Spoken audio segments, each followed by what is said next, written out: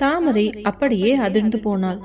ஐயோ, பசங்க வந்துட்டாங்க, விடுங்க ஆகாஷ் என்று அவனை பலமாக தள்ளிவிட்டு அவசர அவசரமாக தரையில் சிதறி கிடந்த தனது உடைகளை எடுத்துக்கொண்டு பாத்ரூமுக்குள் ஓடினாள். அவள் ஓடும் வேகத்தை பார்த்த ஆகாஷ் கட்டிலில் மல்லாக்க விழுந்து சிரித்தான். இந்த வாண்டுங்களோட டைமுக்கு அடிச்சுக்க ஆளே இல்லப்பா என்று சிரித்து கொண்டான். சிறிது நேரம் கழித்து தாமரை குளித்துவிட்டு ஒரு அழகான மஞ்சள் நிற புடவையில் நெற்றியில் குங்குமம் பொட்டுடன் தேவதை போல வெளியே வந்தாள்.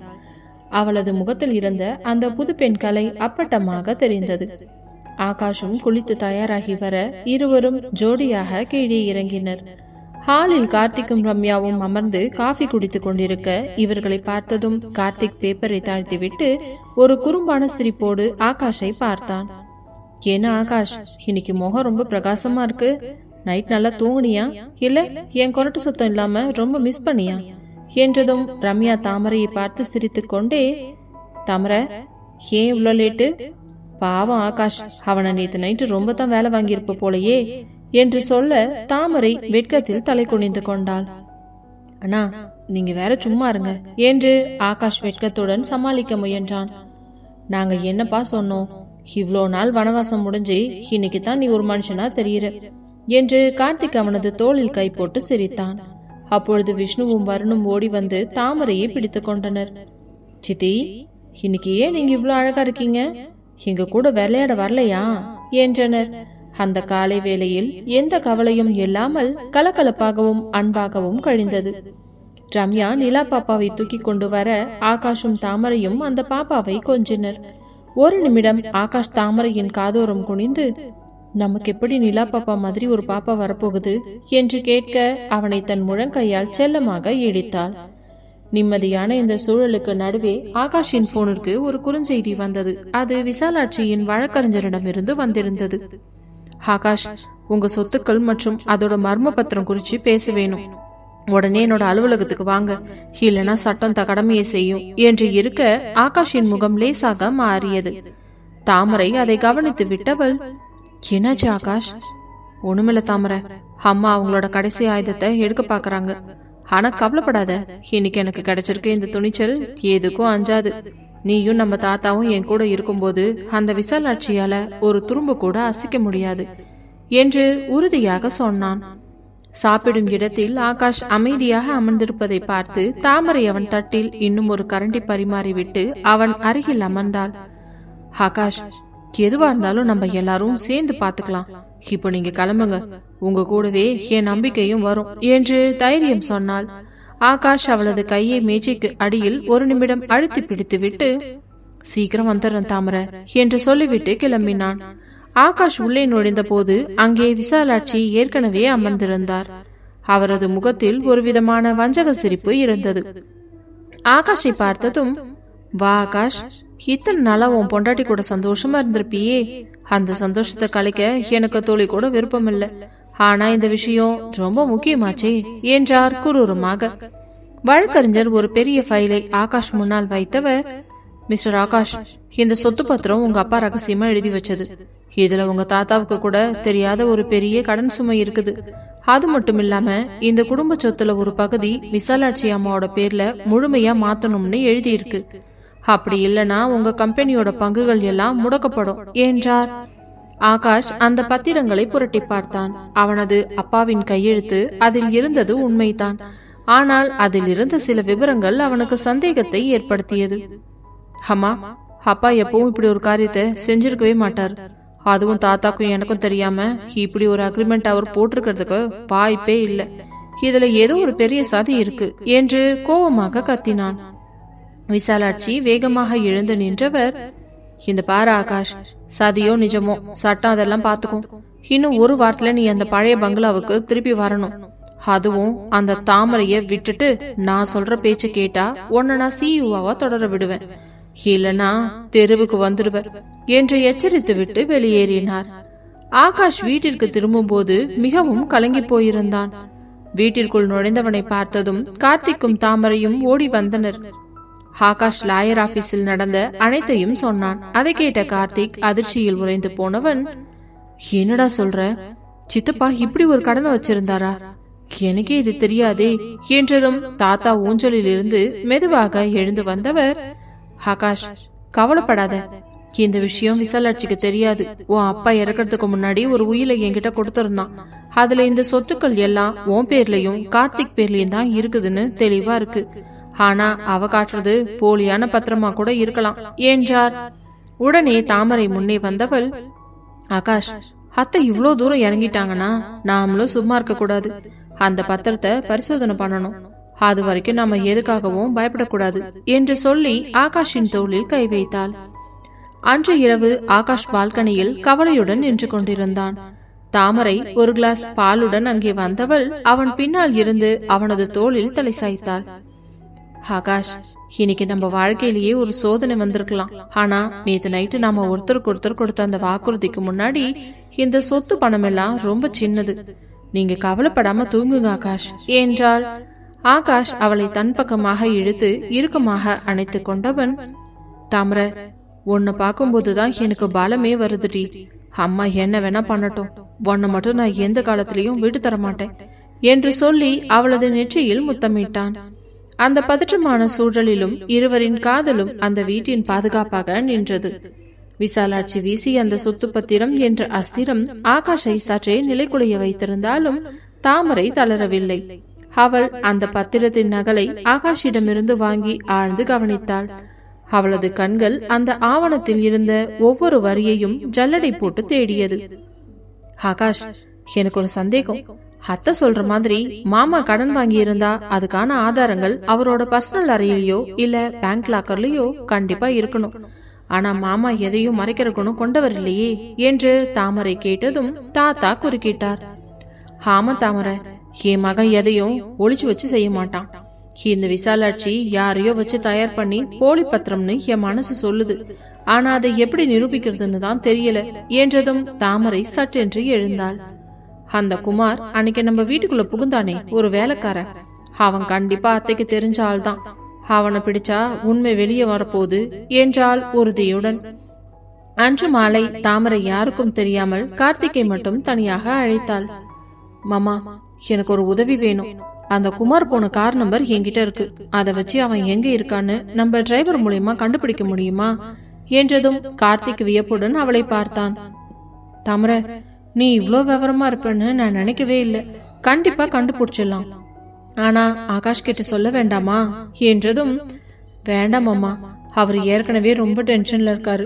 நாம ஆதாரத்தோட போய் அவர் முன்னாடி நிப்போம் என்றாள் தாமரை. மறுபுறம் ஆகாஷ் அலுவலகத்தில் தனது ஆடிட்டர்களுடன் தீவிர ஆலோசனையில் இருந்தான்.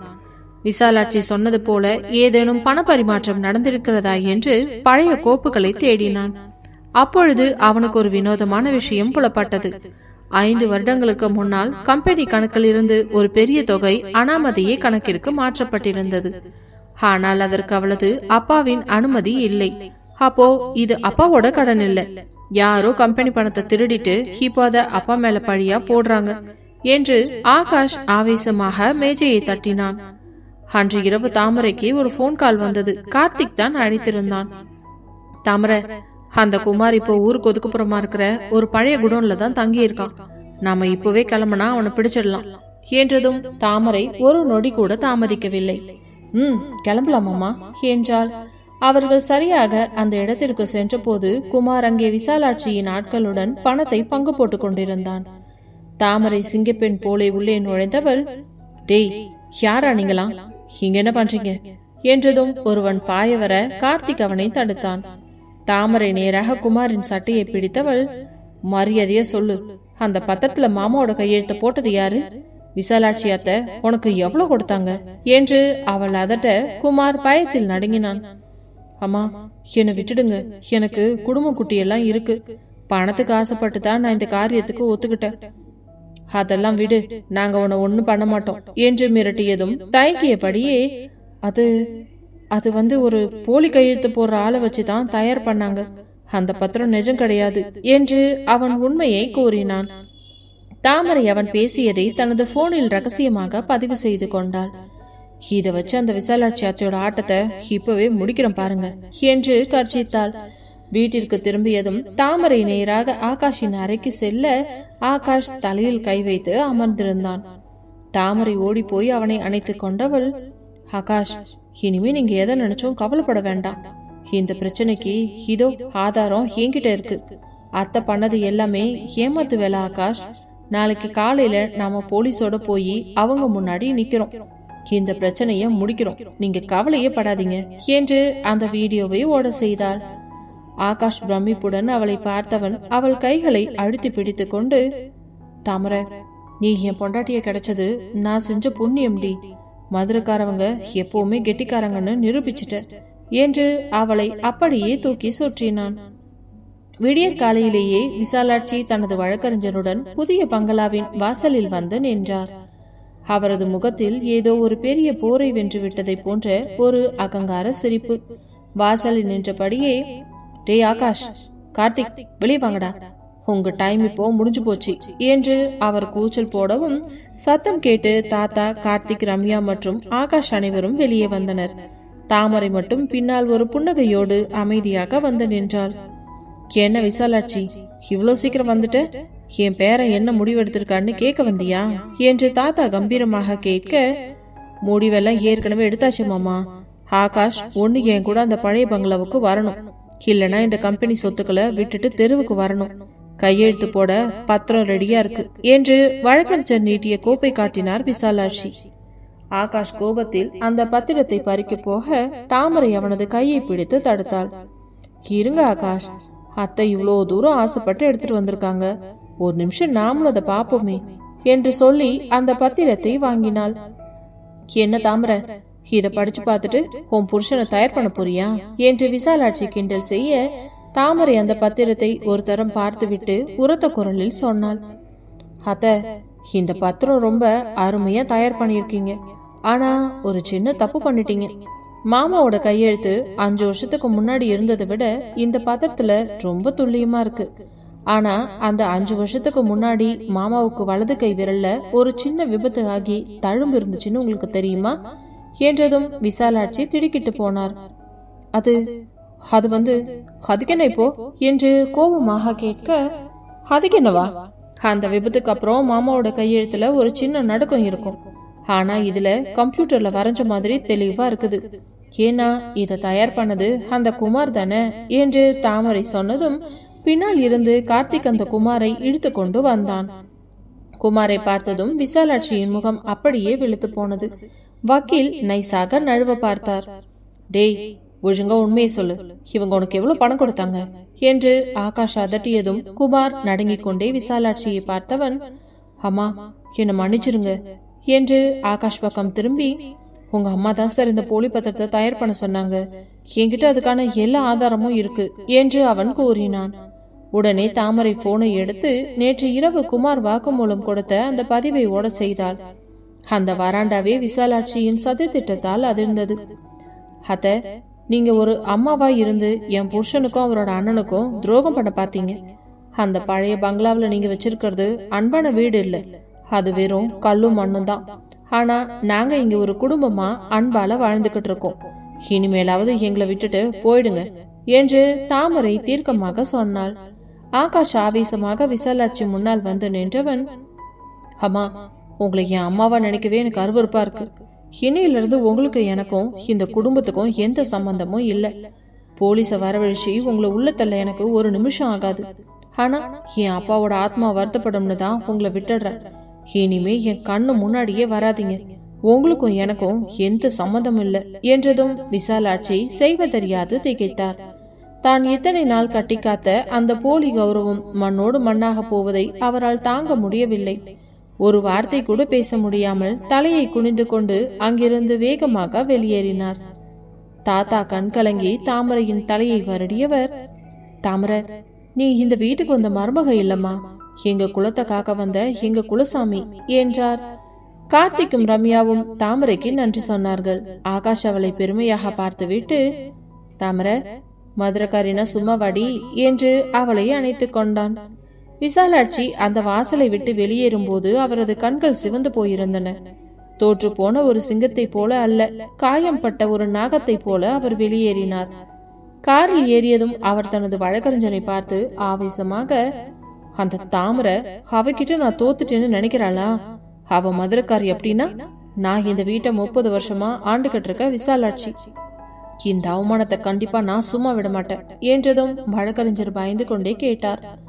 ஆனா அம்மா, அந்த குமார் தான் எல்லாத்தையும் வாழ்ந்துட்டானே, இனிமே நம்ம சட்டப்படி எதுவும் செய்ய முடியாதே என்றதும், சட்டம் போலீஸ் இதெல்லாம் பயந்தாங்கொலிகளுக்கு. என் மகன் ஆகாஷும் அந்த தாமரையும் இப்ப ரொம்ப சந்தோஷமா இருப்பாங்க. அவங்க சந்தோஷம் அந்த புது வீட்டு வாசல கூட தாண்டக்கூடாது.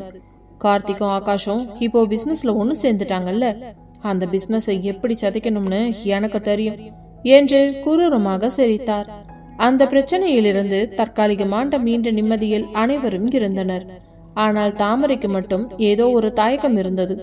அவள் ஆகாஷின் அறைக்குள் நுழைந்தாள். அப்பொழுது ஆகாஷ் நிம்மதியாக கட்டிலில் சாய்ந்திருந்தான். தாமரையை கண்டதும் அவளை தன் அருகில் இழுத்தவன், தாமரை, ஏன் ஒரு மாதிரியா இருக்க? இப்பதான் அம்மா பிரச்சனை முடிஞ்சிடுச்சு இல்ல? ஆகாஷ், இது முடிவான்னு எனக்கு தெரியல. அத்தையோட முகத்தை பார்த்தப்போ அவங்க இவ்வளோ சீக்கிரம் அடங்கிடுவாங்கன்னு எனக்கு தோணல. ஏதோ ஒரு பெரிய ஆபத்து நம்ம பிசினஸுக்கும் நம்ம குடும்பத்துக்கும் வரப்போகுதுன்னு என் மனசு சொல்லுது என்றால் கவலையுடன். ஆகாஷ் அவளது கையை இறுக்கமாக பிடித்து கொண்டவன், கவலைப்படாத தாமரை, இனிமே கார்த்திக் அண்ணன் என் கூட இருக்காரு. பிசினஸ்ல எங்களை யாராலையும் அசைக்க முடியாது. நீ இப்போ இதையெல்லாம் யோசிச்சு உன் மூளைய குழப்பிக்காத. நமக்குன்னு இப்போ ஒரு தனிமையான நேரம் கிடைச்சிருக்கு என்று சொல்லி அவளை தன் பக்கமாக இழுக்க முயன்றான். ஆனால் அதே சமயம் கீழிருந்து ரம்யாவின் அலறல் சத்தம் கேட்டது. ஆகாஷ், தாமரை, சீக்கிரம் கீழே வாங்க. நிலா பாப்பாவுக்கு மூச்சு விடுறதுல ஏதோ சிரமம் இருக்கு, உடம்பு வேற சூடா இருக்கு என்று. அந்த புதிய வீட்டில் ஒரு பக்கம் மகிழ்ச்சி இருந்தாலும் அடுத்த சோதனையாக நிலா பாப்பாவிற்கு உடல்நலம் குன்றியது. நிம்மதி என்பது அந்த புதிய மாளிகையில் ஒரு நீர்க்குழியைப் போல ஒரு சில மணி நேரங்கள் மட்டுமே நீடித்தது. ஆகாஷும் தாமரையும் தனிமையில் இருந்த அந்த அழகான தருணம் ரம்யாவின் அலறல் சத்தத்தால் சுக்குநூறாக உடைந்தது. ஆகாஷும் தாமரையும் மாடியிலிருந்து கீழே ஓடி வந்த போது ரம்யா நிலா பாப்பாவை மடியில் வைத்துக் கொண்டு அழுது கொண்டிருந்தாள். ஆகாஷ், பாப்பா பால் குடிக்க மாட்டேங்கிறாடா, உடம்பு அப்படியே கொதிக்குது, மூச்சு விடுறதுக்கும் ரொம்ப கஷ்டப்படுறா, என்னன்னு தெரியலையே என்று பதறினாள். கார்த்திக் ஏற்கனவே டாக்டருக்கு போன் செய்து கொண்டிருந்தான். தாமரை ஓடி வந்து பாப்பாவை தொட்டு பார்த்தவள், அக்கா பயப்படாதீங்க, ஜுரம் தான் அதிகமா இருக்கு. ஆகாஷ், நம்ம டாக்டருக்காக காத்துக்கிட்டு இருக்க வேண்டாம், உடனே ஹாஸ்பிட்டல் கூட்டிட்டு போவோம் என்றாள் தாமரை. எல்லோரும் பதற்றத்துடன் காரில் கிளம்பினார்கள். ஆகாஷ் காரை ஓட்ட பின்னால் ரம்யா குழந்தையுடன் அமர்ந்திருந்தாள். தாமரை ரம்யாவின் கையை பிடித்து தைரியம் சொல்லிக் கொண்டிருந்தாள். ஆனால் அந்த நள்ளிரவு நேரத்தில் வழியில் ஒரு பெரிய மரம் விழுந்து சாலை மறிக்கப்பட்டிருந்தது. என்ன இது, திடீர்னு மரம் எப்படி விழுந்துச்சு? காத்து கூட அடிக்கலையே என்று கார்த்திக் ஆச்சரியமாக கேட்டான். ஆகாஷ் காரில் இருந்து இறங்கி பார்க்க அந்த மரம் இயற்கையாக விழுந்தது போல தெரியவில்லை. யாரோ திட்டமிட்டு அதை செய்திருக்கிறார்கள் என்று அவனது ஆழ்மனம் சொன்னது. அதே சமயம் சாலையின் மறுபுறம் ஒரு கார் வேகமாக போவதையும் பார்த்தான். ஆகாஷ், என்ன பண்றீங்க? பாப்பா ரொம்ப தவிக்கிறா, சீக்கிரம் வாங்க என்று தாமரை கத்தினாள். ஆகாஷும் வேறு வழி இல்லாமல் காரை திருப்பி ஒரு நீண்ட குறுக்கு வழியில் மருத்துவமனைக்கு சென்றான். பாப்பாவை ஐசியூவில் அனுமதிக்க ரம்யா கதறி அழுது கொண்டிருந்தாள். கார்த்திக் அவளை சமாதானப்படுத்த முயல தாமரை ஓரமாக நின்று ஆகாஷை பார்க்க ஆகாஷின் முகம் கோபத்திலும் குழப்பத்திலும் சிவந்திருந்தது. மெதுவாக அவன் அருகே சென்று தோளில் கை வைக்க, தாமரை, அந்த மரம் விழுந்தது ஒரு விபத்து இல்ல, அது அம்மா பண்ண வேலைதான். நம்ம கிளினிக்க போக விடாம தடுக்க பார்த்திருக்காங்க. இப்போ பாப்பாவுக்கு உடம்பு முடியாம போனதுக்கும் அவங்களுக்கும் ஏதோ சம்பந்தம் இருக்குமோன்னு எனக்கு சந்தேகமா இருக்குது என்றான் ரகசியமாக. அவன் கூறியதை கேட்ட தாமரை அதிர்ந்து போனாள். என்ன சொல்றீங்க ஆகாஷ்? ஒரு சின்ன குழந்தை மேலேயா வன்மத்தை காட்டுவாங்க? அவங்க என்ன மனுஷியா என்று கேட்க, அப்பொழுது டாக்டர் வெளியே வந்தவர், குழந்தைக்கு ஃபுட் பாய்சன் ஆயிருக்கு, அவங்க குடிக்கிற பால்ல ஏதோ ஒரு கெமிக்கல் கலந்திருக்கு, நல்ல வேலை சீக்கிரமா கூட்டிட்டு வந்துட்டீங்க, இல்லனா நிலைமை மோசமாயிருக்கும் என்றார். டாக்டர் கூறியதை கேட்ட ரம்யாவிற்கு மூச்சே நின்றுவிடும் போல இருந்தது. பாப்பாவுக்கு நான் தானே டாக்டர் பால் கொடுத்தேன், அதுல எப்படி கெமிக்கல் வரும் என்று அவள் குழம்பினாள். தாமரைக்கு திடீரென அந்த புதிய வேலைக்காரன் குமார் ஞாபகம் வந்தது. ஆகாஷ், அன்னைக்கு அந்த குமார் கிச்சன்ல ஏதோ பண்ணிட்டு இருந்தான்ல, அப்பவே அவன் ஏதோ ஒரு விஷத்தை கலந்து வச்சிருக்கான் போல. அத்தை எவ்வளவு தூரம் பிளான் பண்ணிருக்காங்க பாருங்க என்றதும் ஆகாஷ் கோவத்தில் சுவரை ஓங்கி மிதித்தான். அந்த பழைய பங்களாவில இருந்து வெளியே வந்ததுக்கு என் குடும்பத்துல இருக்க ஒரு பச்சை குழந்தைய கொல்ல பார்த்திருக்காளே, அந்த விசாலாட்சிய நான் உயிரோடவே விடமாட்டேன் என்று காத்தினான். மறுபுறம் விசாலாட்சி தனது அந்த பழைய பங்களாவில் அமர்ந்து மது அருந்தி கொண்டிருந்தார்.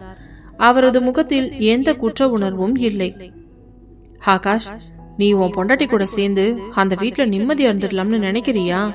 உன் குடும்பத்து வாரிசே உசுருக்கு போராடும் போது உனக்கு எதுக்குடா ரொமான்ஸு? இது வெறும் ஆரம்பம்தான். அந்த தாமரைய உன் கையாலேயே கழுத்து பிடிச்சி வீட்டை விட்டு துரத்துற காலத்தை நான் சீக்கிரமா கொண்டு வருவேன் என்று உரக்க சிரித்தார். தாமரையின் மதுரை வீரம் இப்பொழுது புதிய பரிமாணம் எடுக்க வேண்டிய கட்டாயம் ஏற்பட்டது. தன் கணவனையும் குடும்பத்தையும் காக்க அவள் விசாலாட்சியின் கோட்டைக்குள்ளேயே நுழைய திட்டமிட்டாள். இரவு மருத்துவமனை வராண்டாவில் தாமரை அமர்ந்திருக்க ஆகாஷ் அவளது மடியில் தலை சாய்த்து படுத்திருந்தான். தாமரை, எனக்கு ரொம்ப பயமா இருக்குதுடி. அம்மா இந்த அளவுக்கு இறங்கிட்டாங்கன்னா அடுத்து யார பலி வாங்குவாங்கன்னு தெரியலையே என்று ஆகாஷ் ஏக்கத்துடன் கூற, தாமரை அவனது தலைமுடியை கோதி விட்டவள், ஆகாஷ், அத்தைக்கு இப்போ தேவை அந்த சொத்து இல்ல, அவங்களோட ஈகோ தான். அந்த ஈகோவை தான் நான் இப்போ உடைக்க போறேன். நாளைக்கு காலையில நான் அந்த பழைய பங்களாவுக்கு போறேன். அங்க இருக்கிற மத்த வேலைக்காரங்களை விசாரிச்சா இன்னும் நமக்கு நிறைய உண்மை வெளியே வரும் என்றாள். வேணாம் தாமரை, நீ அங்க போறது உனக்கு ஆபத்து. எதுவா இருந்தாலும் நான் பாத்துக்கிறேன். ஆகாஷ், என் அக்காக்கும் பாப்பாவுக்கும் நடந்த இந்த அநீதிக்கு அவங்க பதில் சொல்லியே ஆகணும் என்று உறுதியுடன் சொன்னாள் தாமரை. மருத்துவமனையின் அந்த நீண்ட வராண்டாவில் நிலவிய அமைதி ஆகாஷின் மன போராட்டத்தை விட கொடுமையானதாக இருந்தது.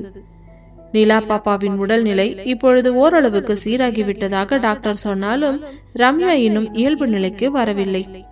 அவள் ஒரு மூலையில் அமர்ந்து காலியான தொட்டிலை பார்ப்பது போல வெறித்து பார்த்து கொண்டிருந்தாள். ஆகாஷ் தன் கைகளை இறுக பற்றி கொண்டு அமர்ந்திருந்தான். அவனது கண்கள் சிவந்திருந்தன. தாமரை, அம்மா இவ்வளவு தூரம் தரந்தாழ்ந்து போவாங்கன்னு நான் நினைக்கவே இல்லடி. அவங்களுக்கு என் மேல கோபம் இருந்தா என்னை என்ன வேணா பண்ணிருக்கலாம். ஆனா அந்த பச்சை குழந்தைய என்று சொல்லும் போதே அவனது குரல் உடைந்தது. தாமரை அவன் அருகில் அமர்ந்து அவனது தோளில் தன் தலையை சாய்த்து கொண்டவளது கண்களில் இப்பொழுது அழுகை இல்லை, ஒரு விதமான கனல் தெரிந்தது. ஆகாஷ், இது வெறும் ஆரம்பம்தான். அத்தை இப்போ ஒரு காயம்பட்ட நாகம் மாதிரி இருக்காங்க. அவங்க அடுத்தது யார தீண்டுவாங்கன்னு நமக்கே தெரியாது. நாம இங்கேயே உட்காந்து வருத்தப்பட்டு இருந்தா அவங்களுக்கு அதுதான் வெற்றியே. நாம இப்போ அதிரடியா ஏதாவது செஞ்சே ஆகணும் என்றால், என்ன பண்ண போற தாமரை? அவங்க கிட்ட இருக்கிற அந்த பணபலமும் ஆள்பலமும் நமக்கு எதிரா இருக்கு என்றான் ஆகாஷ் கவலையுடன். தாமரை எழுந்து நின்றவள், பணபலம் மட்டும் எப்பவும் ஜெயிக்காத ஆகாஷ். அத்தைக்கு இப்போ ஒரு பெரிய பலவீனம் இருக்கு. அது அவங்க கூடவே இருக்கிற அந்த வேலைக்காரங்க தான். அந்த பழைய பங்களாவில் இருக்கிற மற்ற வேலைக்காரங்களுக்கு அத்தை விட என்ன ரொம்ப பிடிக்கும். அங்க போனா எனக்கு ஏதாச்சும் ஒரு துப்பு கிடைக்கும் என்று தீர்க்கமாக சொன்னாள். விசாலாட்சி தனது அறையில் அமர்ந்து குமாரின் போனுக்காக காத்து கொண்டிருந்தார். அந்த பாப்பா கதை முடிஞ்சுதான்னு தெரியலையே. அது மட்டும் நடந்தா இந்த ஆகாஷும் கார்த்திக்கும் ஒருத்தர் சந்திச்சுக்க கூட மாட்டாங்க. ரம்யா அந்த தாமரையை தான் பழி சொல்லுவா என்று குரூரமாக சிரித்தார். அப்பொழுது வாசலில் ஒரு ஆட்டோ வந்து நின்றது. அதிலிருந்து இறங்கிய தாமரை பார்த்ததும் அங்கிருந்த பழைய வேலைக்காரர்கள் அதிர்ந்து போனார்கள். தாமரையம்மா, நீங்க எதுக்கு இங்க வந்தீங்க? அம்மா உங்களை பார்த்தா சும்மா விடமாட்டாங்க என்று ஒரு வயதான வேலைக்காரர் ஓடி வந்து எச்சரித்தார்.